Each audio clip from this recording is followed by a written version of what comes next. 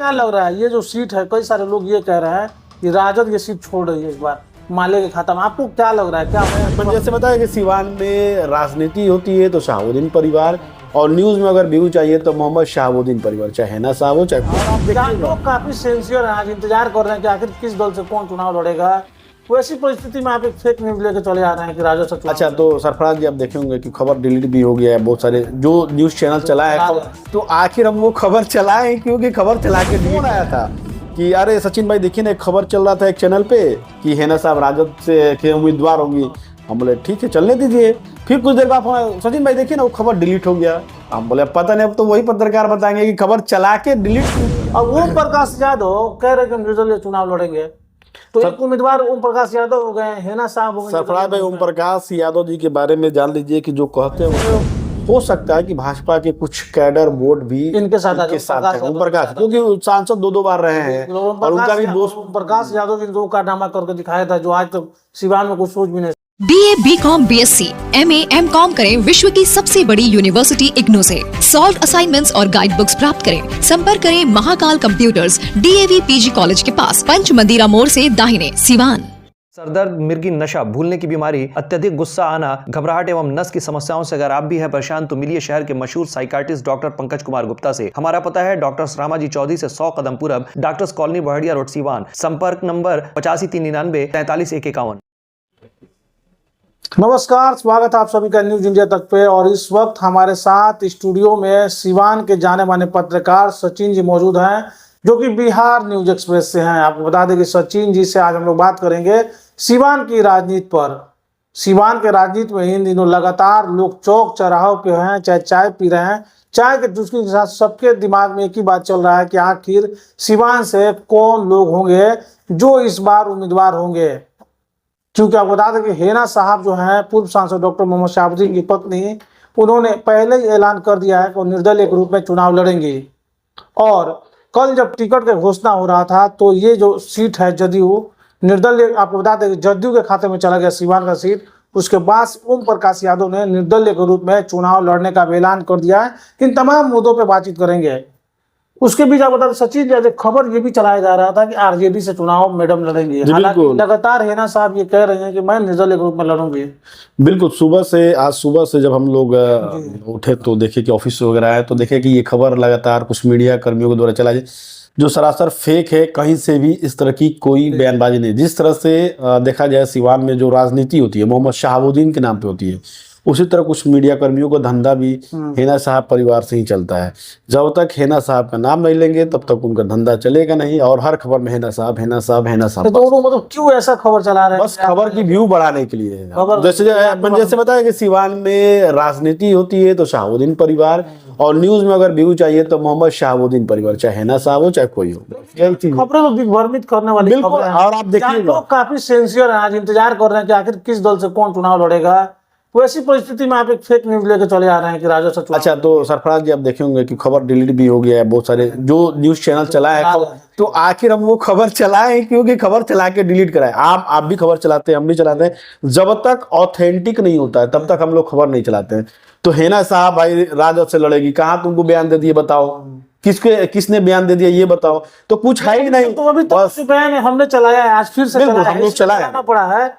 हमारे पास जो बयान है वो बोलिए निर्दलीय चुनाव लड़ेंगे, इसके अलावा तो कोई बयान नहीं जिसमें उन्होंने कहा। अभी तक तो कोई सा बयान ही नहीं है। हमने भी खबर चलाया है हैना साहब निर्दलीय चुनावी मैदान में, वो चाहे उनके पुत्र ओसामा साहब उतरेंगे, चाहे जो भी दोनों में से कोई है। लेकिन इस तरह से कोई बयानबाजी नहीं है, ये बस खबर के व्यू के लिए खबर है, कोई इसका आधार कोई नहीं, कोई अभी इस तरह की कोई आधार ही नहीं मिला है खबर की। और अगर वो आधार होता तो खबर डिलीट ही नहीं होता। आप देखिए, अब वो खबर खोल के देखिए, पता नहीं, हमने तो नहीं देखा है खबर डिलीट किया गया है। मुझे फोन आया था, बहुत सारे लोग फोन किए थे, मेरे भाई लोग जो शुभचिंतक है सिवान के, खबरें देखते हैं, जो जानते हैं कि न्यूज इंडिया तक और बिहार न्यूज एक्सप्रेस ऑथेंटिक खबर चलाता है, वो लोग फोन करते हैं। तो वो लोग फोन आया था कि अरे सचिन भाई देखिए ना, एक खबर चल रहा था एक चैनल पे कि हैना साहब राजद से के उम्मीदवार होंगी। हम बोले ठीक है चलने दीजिए। फिर कुछ देर बाद सचिन भाई देखिए ना, वो खबर डिलीट हो गया। हम बोले पता नहीं, अब तो वही पत्रकार बताएंगे कि खबर चला के डिलीट क्यों किया। तो ऐसी खबर ही नहीं चलानी चाहिए। लोग इस तरह खबरें चला रहे हैं, उनको चाहिए कि इस तरह खबरों से बचे, इस तरह खबर नहीं चलाए, ऑथेंटिक खबर चलाना चाहिए। चलाए तो डिलीट क्यों कर रहे हो भाई जी? तो अपनी हंसी का पात्र बनवा रहे हो। बिल्कुल, लेकिन ये स्पष्ट है कि हैना साहब का अभी कोई बयान नहीं आया है। राजद से आएंगे कि नहीं ये हम कैसे बता सकते, जब तक कोई ऑथेंटिक बयान नहीं। हो भी सकता है लेकिन अभी तक इस तरह कोई आपको ऑथेंटिक। क्या लग रहा है ये जो सीट है, कई सारे लोग ये कह रहे हैं कि राजद ये सीट छोड़ रही है इस बार माले के खाता में, आपको क्या लग रहा है, क्या होने वाला है? बिल्कुल, हम लोग को जो ये जानकारी मिली है कि आपको बता दें कि राजद अगर सोच रहा है कि ये राजद के पास सीट जाता है जो महागठबंधन है, तो हैना साहब तो निर्दलीय आएंगी। तो ऐसे में जो राजद के कार्यकर्ता है जो शुरू से मोहम्मद शहाबुद्दीन के नाम पे जुड़े थे, राजद के भी कार्यकर्ता है, वो कटेंगे। तो ऐसे में राजद कोई रिस्क नहीं लेना चाहता है, सबसे अच्छा सीट ही छोड़ देंगे, न सीट है न हैना साहब वाला विवाद होगा। अच्छा, तो इसलिए राजद के मैंने सूत्रों से जो मुझे जानकारी मिली, इसलिए राजद भी चाह रहा है कभी सीट ही को छोड़ देते हैं, कह देंगे सीधे बात मेरे पास सीट नहीं है। तो ऐसे में उम्मीद जताई जा रही है कि माले को ये सीट जाएगी, माले को जा सकती है, माले को जाएगी, ऐसी उम्मीद जताई जा रही है। माले से अगर जाता है तो किसको लग रहा है नाम का? देखिए, माले से दो नाम प्रमुखता से लिए जा रहे हैं। एक अमरनाथ यादव जो कद्दावर नेता है माले के, और एक अमरजीत कुशवाहा है जो जीरादी के विधायक भी हैं, इनका भी नाम तेजी से है। अच्छा, कांग्रेस भी लगातार ये कह रही है कि मुझे ये सीट मिलना चाहिए यहाँ से। बिल्कुल बिल्कुल, कांग्रेस भी भाई महागठबंधन में तो दावेदारी करेगी, लेकिन जो हम लोग को जानकारी है उसके अनुसार ये माले को ही सीट जा सकती है महागठबंधन में। अच्छा, जब ये घोषणा हुआ 2 दिन पहले कि ये सीट जो है जदयू के खाते में जा रही है, तो ओम प्रकाश यादव जो बीजेपी से लगातार तैयारी कर रहे थे, जब ये घोषणा हो गया कि जदयू से चुनाव यहाँ से कोई भी लड़ेगा जदयू से लड़ेगा, तो ये तय हो गया कि ओम प्रकाश यादव को टिकट नहीं मिलेगा। टिकट नहीं मिलेगा। अब ओम प्रकाश यादव कह रहे कि हम निर्दलीय चुनाव लड़ेंगे, तो एक उम्मीदवार ओम प्रकाश यादव हो गए, हैना साहब हो गए। सरफराज भाई, ओम प्रकाश यादव जी के बारे में जान लीजिए कि जो कहते हैं वो करते हैं। याद है कि राजनाथ सिंह जी सिवान आए हुए थे, कुछ ही दिन पहले आप भी थे उस न्यूज कवरेज में। वहां पे राजनाथ सिंह कार्यक्रम करके जा रहे हैं और एनडीए को जिताने की बात कर रहे हैं, और जैसे वो जाते हैं तो ओम प्रकाश यादव का बयान आता है कि मैं निर्दलीय चुनावी मैदान में, तो वो कह दिया। तो ऐसी हम लोग को भी जो सूचना है कि उनका 110% निर्दलीय चुनाव लड़ना तय है। लेकिन एक बात और है, जहां एक तरफ बीजेपी कार्यकर्ता लगातार ये कह रहे हैं कि गठबंधन धर्म का पालन करेंगे, कोई भी आएगा हम लोग उसको मदद करेंगे, ऐसे में फिर ओम प्रकाश यादव ये क्यों कह रहे हैं कि बीजेपी के लोग हमारे साथ हैं? देखिए, होता है क्या है कि बीजेपी के जो कैडर वोट हैं, कुछ नेता हैं, तो हर जगह गुटबाजी है। जैसे राजद में देख लीजिए, माले में कोई इनके साथ है, कोई इनके साथ है, कोई इनके साथ है। तो इनके साथ भी बीजेपी के जो ओम प्रकाश यादव है, जिनका टिकट कटा नहीं था, सीट जदयू में चली गई थी, तो इनके साथ भी कुछ बीजेपी के अच्छे नेता भी हैं जो समर्थन दे रहे हैं।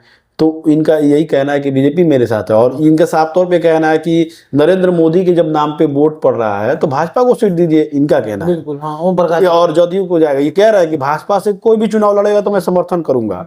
तो ऐसे में हो सकता है कि भाजपा के कुछ कैडर वोट भी इनके साथ है, ओम प्रकाश, क्योंकि सांसद 2 बार रहे हैं और उनका भी दोस्त ओम प्रकाश यादव ने 2 कारनामा करके दिखाया था जो आज तक सिवान में कुछ सोच भी नहीं सकता। मोहम्मद शहाबुद्दीन को हराने का काम, मोहम्मद शहाबुद्दीन की पत्नी को निर्दलीय हराने का काम मैदान में हरा। जब वो जदयू से लड़े थे तो 2005 की बात है, तो हार गए थे ओम प्रकाश यादव 4 में, और निर्दलीय चुनाव मैदान में उतर के मोहम्मद शहाबुद्दीन साहब उस समय जिंदा थे, कहीं ना कहीं पत्नी ये को हरा दिया। बात चल रही थी, तो ओम प्रकाश यादव को टिकट मिलना चाहिए था हम लोग के हिसाब से, क्या लगता है? और बीजेपी के खाते में जाती तो देखिए, ये बीजेपी से कई उम्मीदवार थे, जिसमें कर्णजीत सिंह और ब्यास सिंह का नाम था, मंगल पांडे जो स्वास्थ्य मंत्री अभी हमारे पूर्व मंत्री बना दिएगा तो उनका तो हो गया। थे, हम मैं बता रहा हूँ, वो भी लगातार जनसंपर्क कर रहे थे। तो ऐसे में ये कयास लगाया जा रहा था कि अगर बीजेपी ये सीट लेती है सिवान वाला, तो आपस में ये हो जाएगा। आपस में वहाँ जो वोटों का बिखराव है वो हो जाएगा। मंगल पांडे का अलग ही ग्रुप है,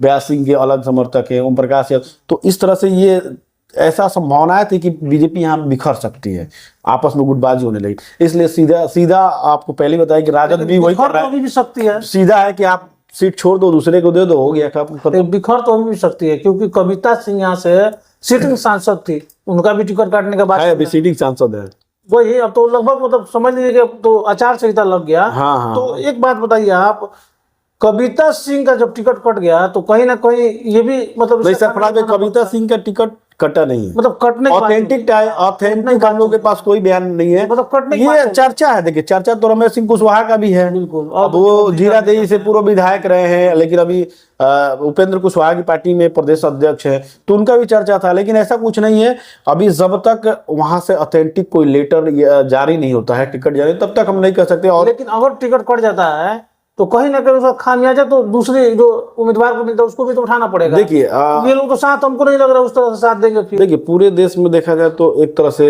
नरेंद्र मोदी जी की लहर, जैसे बीजेपी कह रही है कि लहर है, 400 के पार नारा भी है, तो ऐसे में मुझे नहीं लगता कि ज्यादा प्रभाव पड़ेगा। लेकिन देखिए कविता सिंह जी सांसद रही है, तो नीतीश कुमार कभी भी नहीं चाहेंगे कि सिटिंग कैंडिडेट जो सिटिंग सीट है वो छोड़े। लेकिन एक और 2-3 नाम उसमें चर्चा में से अमरिंदर पांडे और पप्पू पांडे जो कुछ हाईकोर्ट के विधायक है, 3 अच्छे विधायक है, कद्दावर नेता माने जाते हैं, वो भी रेस में है।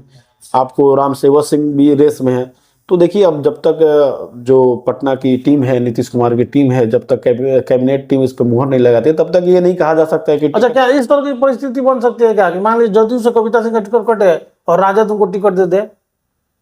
नहीं, राजद में जाने की तो संभावना मुझे दूर दूर तक नहीं लगती है, कि अजय सिंह जी से भी बात हुई है, तो इस तरह से नहीं लगती है कि राजद में वो जाएंगे। और ये तो मुझे जहां तक लग रहा है कि राजद को ये सीट नहीं जाएगी, माले को ही जाएगी। माले को ये सीट जाएगा जी, माले को ये सीट जाता है तो ऐसे में क्या लड़ाई कितना दिलचस्प हो जाएगी? देखिए लड़ाई तो बहुत दिलचस्प होने वाला है, क्योंकि अगर अमरनाथ यादव भी चुनावी मैदान में आते हैं तो सबसे पहले हमारे जो भी दर्शक है उन लोग को बता दिया जाए कि जो हम लोग का वोट है सिवान में, मुस्लिम 3 लाख वोट है, यादव 2.5 लाख के करीब वोटर है, दलित आपको 2 लाख है, कुशवाहा 1,25,000 है, सहनी वोट 80,000 है, स्वर्ण जिसे फॉरवर्ड कहा जाता है 4 लाख है, अति पिछड़ा वर्ग 2.5 लाख है और आदिवासी 50,000 है। तो ये वोटों का बिखराव तो होगा ही। अगर अमरनाथ यादव आएंगे, ओम प्रकाश यादव आएंगे, तो यादव वोट भी यहाँ डिवाइड होगा, तो वोटों का तो बिखराव दिखने को मिलेगा। तो मुझे जहां तक लग रहा है किसको इसका फायदा मिल सकता है ये बताइए आप? देखिए अब कैंडिडेट के ऊपर निर्भर करता है कि कौन कैंडिडेट किस पार्टी से आता है। तो अगर हेना साहब भी नहीं, ओम प्रकाश यादव तो निकल जा रहे हैं, हेना साहब भी निकल जा रही है, तो वो वोट काटेंगे तो बीजेपी का ही वोट काटेंगे, ये भी आपको पता है। जदयू का हाँ, अगर वोट काटते हैं, अगर ओम प्रकाश यादव को जितना भी वोट आता है, जीतते भी हैं, अगर मान लीजिए जीत ही जाते हैं निर्दलीय उठ के, तो भी वो बीजेपी का ही वोट काट के जीतेंगे। अगर हारते हैं तो भी बीजेपी का ही वोट काटेंगे। नहीं, उन्होंने कहा है कि मैं अगर चुनाव जीतूंगा तो मोदी जी के हाथों को मजबूत करूंगा। लेकिन साफ तौर पर कहना चाहते हैं कि भले टिकट नहीं मिला हो लेकिन जनता मुझे टिकट देगी, ये कहना चाहते हैं। जब आप भी देखें, जब चुनाव में हम लोग जो है कुछ भी बोलते हैं, लेकिन जब वोटिंग करने के लिए जाते हैं तो उनका मूड एकदम बदल जाता है साफ। बहुत लोग कहते हैं कि मैं इसको नहीं दूंगा, उसको नहीं दूंगा, लेकिन जब जाते हैं तो जैसे ओम प्रकाश यादव निर्दलीय चुनावी मैदान में थे, जदयू से थे, जदयू को ये सीट गई थी, मोहम्मद शाहुद्दीन साहब की पत्नी थी हिना साहब, लेकिन जब लोग गए दबाने के लिए, वोटिंग करने के लिए, तो निर्दलीय प्रत्याशी को मिलते गया। तो वो परिस्थितियां कुछ और थी, ये परिस्थितियां कुछ और, परिस्थिति वैसी बन जाती है कि उसमें एंटी मोहम्मद शाहुद्दीन की लहर ही चल गई थी और कुछ ऐसे कांड भी हो गए थे, जैसे र्यूमर फैलाया गया था, कुछ तरह की बातें। हेना साहब को चुनाव लड़ते हैं अभी तक आरजेडी से, और इस बार निर्दलीय, क्या लग रहा है फायदा होगा या नुकसान? देखिए ये वोटों के बिखराव पे निर्भर करेगा कि अगर बीजेपी का कितना, एनडीए का कितना वोटों का बिखराव होता है, माले को कितना जाता है, क्योंकि मेन जो है अमरनाथ यादव कितना वोट काटते हैं माले से, तो ये राजद का वोट कितने का आता है। मुस्लिम तो देखिए तो मुस्लिम चुनाव जीत नहीं सकते हैं, क्या आप बोल रहे हैं काटेंगे? नहीं, जीतने के लिए बहुत टफ लड़ाई है, लड़ाई तो बहुत टफ है, क्योंकि मुस्लिम वोट बैंक जो है हम लोग का सिवान में 3 लाख है, और आज भी मुस्लिम समाज के लोगों को देखिएगा तो मैक्सिमम 50% प्लस मोहम्मद शाहबुद्दीन परिवार को अपना नेता मानते हैं। तो ऐसे में मुस्लिम जो वोट बैंक है, और आप जब वोटिंग होती है तो उसमें सबसे ज्यादा वोट जो वोट परसेंटेज होता है मुस्लिम वोट होता है, वहीं से होता है। यानी ये जितने भी उम्मीदवार लड़ रहे हैं इसमें अगर देखा जाए तो अभी अगर बैंक, वोट बैंक की तरह देखा जाए तो अभी हेना साहब भी नंबर 1 पे हैं। जी बिल्कुल, कहा जा सकता है कि उनका बल्क वोट, मतलब बल्क वोट है, ज्यादा है। अगर ओम प्रकाश यादव अगर उठते हैं, देखिए तो ओम प्रकाश यादव वोट काटेंगे, एनडीए का वोट काटेंगे। नहीं, उनको माहौल बनाना पड़ेगा, और वो चाहते हैं कि हम बीजेपी, नहीं तो वो वोट लेंगे तो एनडीए में से ही वोट लेंगे, अपना वोट बैंक जो है उसको स्थापित भी तो बीजेपी की तरफ करना चाहते हैं। वो चाहते हैं कि मैं मैदान में आऊं तो लोग को ये लगे कि मैं बीजेपी का। लेकिन लोग आप ये हमेशा देखते होंगे कि विधानसभा चुनाव में लोग मुख्यमंत्री नहीं देखता है, लेकिन जब भी प्रधानमंत्री ये सांसद का चुनाव होता है तो सीधे लोग दिल्ली में देखता है कि किसको वोट देना है। तो ओम प्रकाश यादव भी कर सकते हैं, जीतने के बाद जाकर बीजेपी में शामिल हो जाएंगे, शामिल होंगे, लेकिन लड़ाई जो है काफी कठिन है, इतनी आसान लड़ाई नहीं है ओम प्रकाश यादव के लिए भी, चाहे हेना साहब के लिए भी। और जीत का भी जो परसेंटेज अभी रहेगा, अभी बहुत कम जीत का परसेंटेज होने वाला है, जीत का जो अंतर रहेगा वो काफी कम होने वाला है। अच्छा, जीवन यादव के बीच में काफी चर्चा चल रहा था, क्या लग रहा है आपको? जीवन यादव को मैदान में आना चाहिए, आपको क्या लगता है? देखिए, जीवन यादव एक अच्छे सामाजिक कार्यकर्ता है और उन्होंने एक राजनीति को नई दिशा धारा दी। आप देख सकते हैं कि ये बहुत सारे सांसद थे, विधायक थे, लेकिन किसी के द्वारा उस तरह से व्यवस्थाएं नहीं की गई। अभी भी जीवन सेवा सदन पे लगातार लोगों का इलाज करा रहे हैं, महिलाओं का ऑपरेशन करवाए ले जाके। तो जीवन यादव जो काम कर रहे हैं वाकई एक अच्छा काम कर रहे हैं। और ये जितने भी हमारे पॉलिटिशियन है, जो सांसद है, विधायक है, मंत्री हैं, उन लोगों को ये सीखना चाहिए कि लोगों की सेवा, राजनीति का मतलब ही लोगों का सेवा करना होता है। और वो काम लेकिन अब ऐसा कुछ नहीं रह गया है। तो जीवन यादव अच्छा काम कर रहे हैं और ऐसे लोगों को राजनीति में आगे आना चाहिए। युवा है और उम्मीद है कि आगे आएंगे तो अच्छा काम करेंगे। अभी नगर परिषद में देखिए कितना काम हो रहा है। यार जीवन यादव को भी आना चाहिए था, लेकिन निर्दलीय वो नहीं आए, वो टिकट के चक्कर में थे। हालांकि उनको टिकट नहीं मिले, कोई बात नहीं, युवा है, अगली बार उनको टिकट मिलेगा, अगली बार उनको चुनावी मैदान में आना चाहिए, कोशिश करनी चाहिए। चलिए, तो आप बता दें कि न्यूज इंडिया तक का खास शो आप देख रहे थे। हमारे साथ सचिन जी थे जो कि बिहार एक्सप्रेस न्यूज से हैं और इस समय हमारे स्टूडियो में पहुंचे हुए थे। चर्चा कर रहे थे कि सीवान की राजनीति पर, और सीवान की राजनीति में अभी तक जो नाम सामने आए उसमें हिना साहब और ओम प्रकाश यादव का नाम सामने आ चुका है। वही एक निर्दलीय उम्मीदवार है प्रकाश मणि तिवारी, वो चुनावी मैदान में है। लेकिन सीटिंग यहाँ पे कैंडिडेट कौन होगा, यानी पार्टी किसको टिकट देती है, ये अभी तक तय नहीं हो पाया है। इस पर अभी भी असमंजस की स्थिति बनी हुई है। ऐसे तमाम खबरों को देखते रहिए हमारे चैनल न्यूज इंडिया तक। शुगर, गठिया, सफेद दाग, पुरुषों में कमजोरी, शुक्राणु की कमी, पीसीओडी व निसंतान दंपति स्वस्थ एवं खुशहाल जिंदगी के लिए मशहूर आयुर्वेद एवं यूनानी चिकित्सक डॉक्टर MS हक मेडल एवं अवार्ड से सम्मानित, कई वर्षों से आपके शहर में सेवा दे रहे हैं। आज ही अपना अपॉइंटमेंट बुक करने के लिए नीचे दिए गए नंबर पे कॉल करें।